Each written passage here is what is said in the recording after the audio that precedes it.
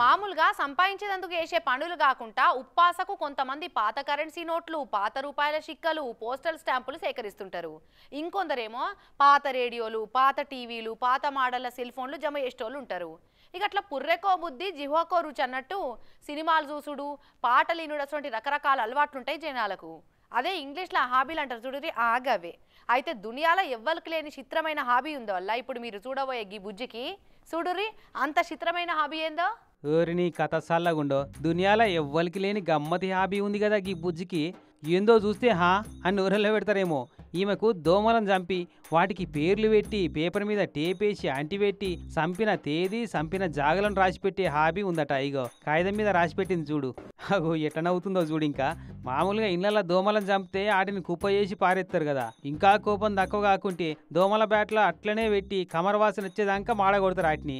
కానీ బుజ్జి next లెవెల్లోనే punishment ఇస్తుంది ఇంట్లోకి వచ్చే దోమలకు.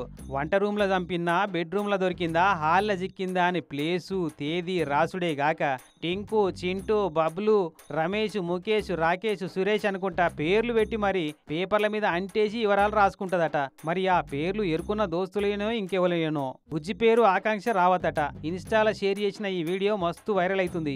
ఇప్పటికే కొన్ని లక్షల మంది లైక్ చేసిరట.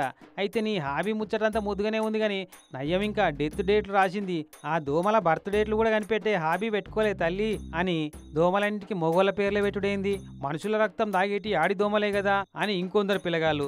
ఇంత దారుణంగా శిక్షిస్తున్న నిన్ను దోమల సమాజం అంతా కఠినంగా శిక్షిస్తుంది పగబెట్టుకొని అని ఇంకొందరు. పగబట్టి దండయాత్ర చేస్తాయేమో అని మరికొందరు ఇట్లా గమ్మతి కామెంట్లు పెడుతున్నారు.